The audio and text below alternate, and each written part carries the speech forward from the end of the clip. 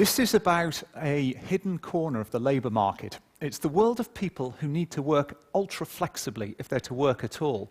So think, for instance, of someone who has a recurring but unpredictable medical condition, or somebody who's caring for a dependent adult, or a parent with complex childcare needs.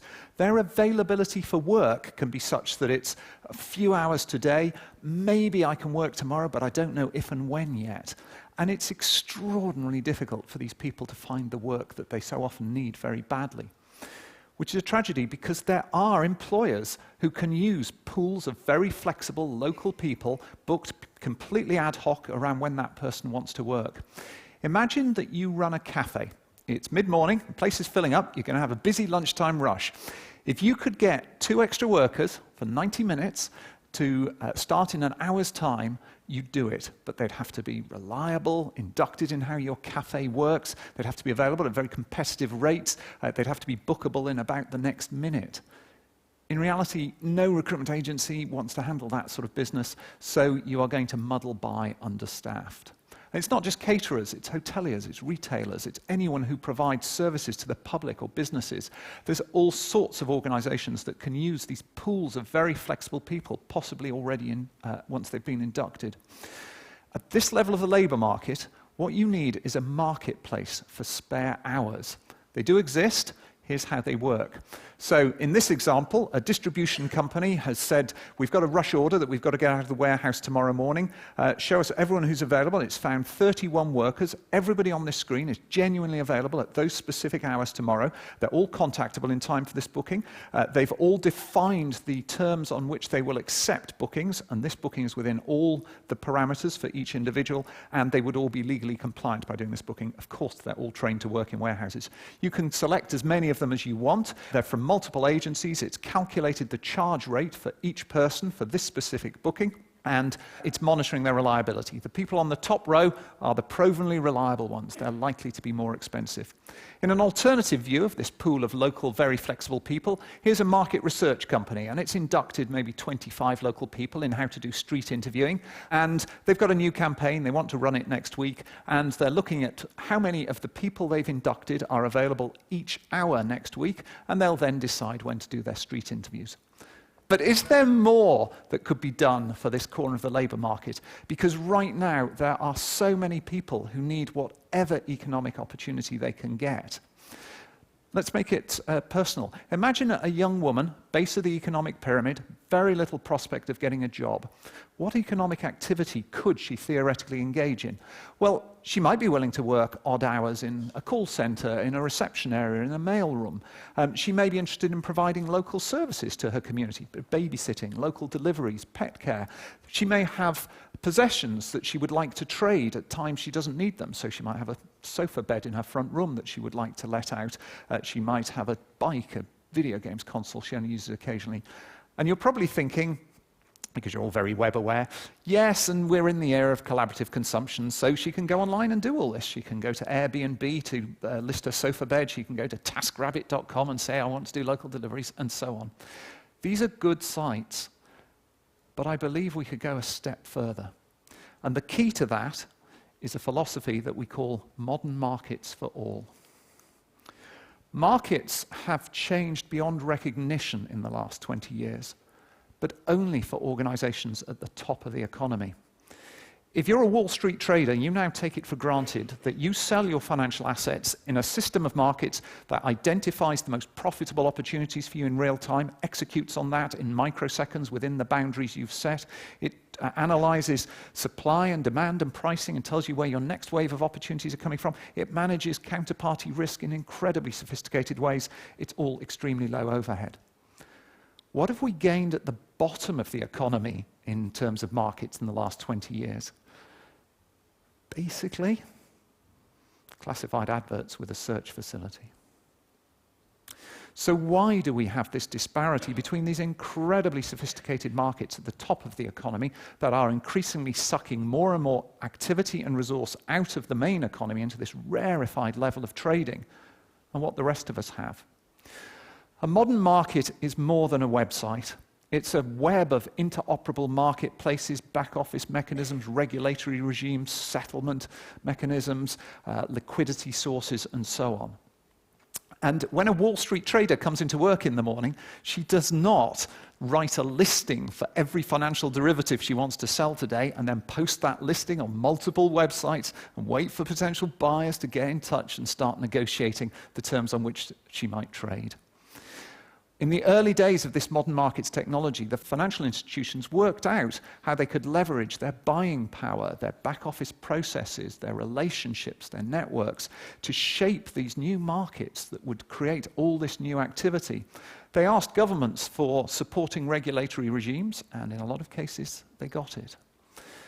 But throughout the economy, there are facilities that could likewise leverage a new generation of markets for the benefit of all of us. And those facilities, and I'm talking about things like the mechanisms that prove our identity, the licensing authorities that know what each of us is allowed to do legally at any given time, the processes by which we resolve disputes through official channels. These mechanisms, these facilities, are not in the gift of Craigslist or Gumtree or Yahoo. They're controlled by the state. And the policymakers who sit on top of them are, I suggest, simply not thinking about how those facilities could be used to underpin a whole new era of markets. Like everyone else, those policymakers are taking it for granted that modern markets are the preserve of organizations powerful enough to create them for themselves. Suppose we stopped taking that for granted. Suppose tomorrow morning the Prime Minister of Britain or the President of the US or the leader of any other developed nation woke up and said, I'm never going to be able to create all the jobs I need in the current climate. I have got to focus on whatever economic opportunity I can get to my citizens, and for that, they have to be able to access state-of-the-art markets. How do I make that happen? And I think I can see a few eyes rolling. Politicians and a big, complex, sophisticated IT project, oh, that's going to be a disaster waiting to happen. Not necessarily. There is a precedent for technology-enabled service that has been initiated by politicians in multiple countries and has been hugely successful. National lotteries. Let's take Britain as an example. Our government didn't design the National Lottery, it didn't fund the National Lottery, it doesn't operate the National Lottery. It simply passed the National Lottery Act, and this is what followed. This act defines what a national lottery will look like, it specifies certain benefits that the state can uniquely bestow on the operators, and it puts some obligations on those operators. In terms of spreading gambling activity to the masses, this was an unqualified success. But let's suppose that our aim is to bring new economic activity to the base of the pyramid. Could we use the same model? I believe we could.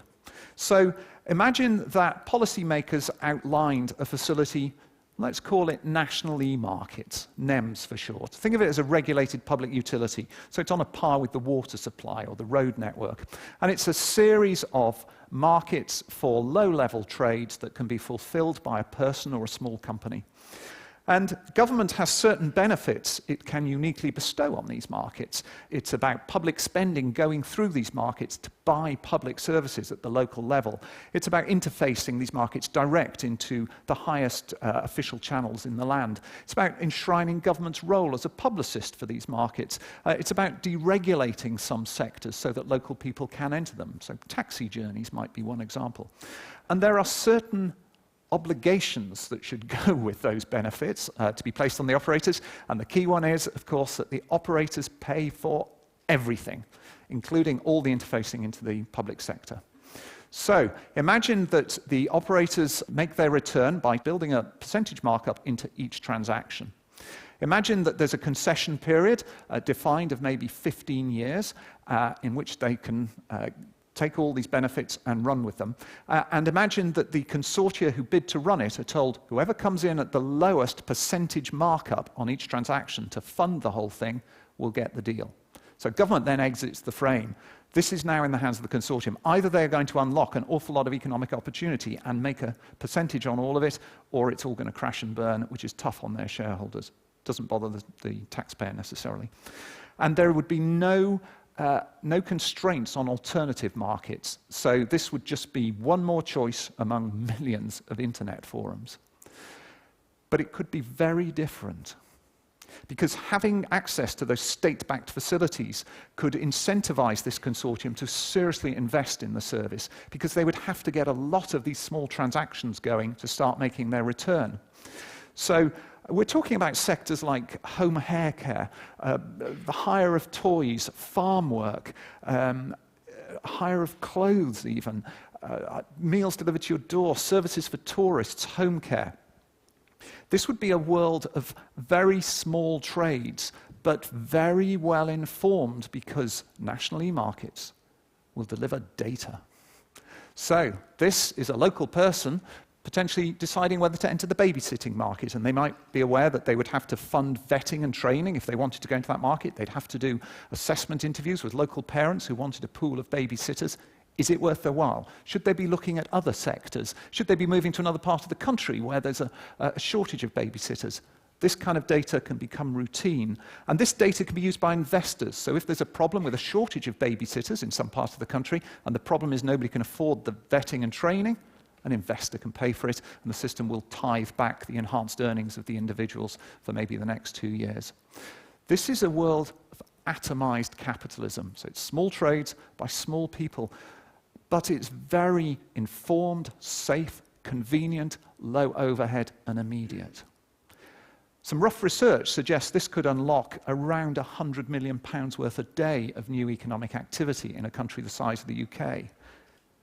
Does that sound improbable to you? That's what a lot of people said about turbo trading in financial exchanges 20 years ago. Do not underestimate the transformative power of truly modern markets. Thank you.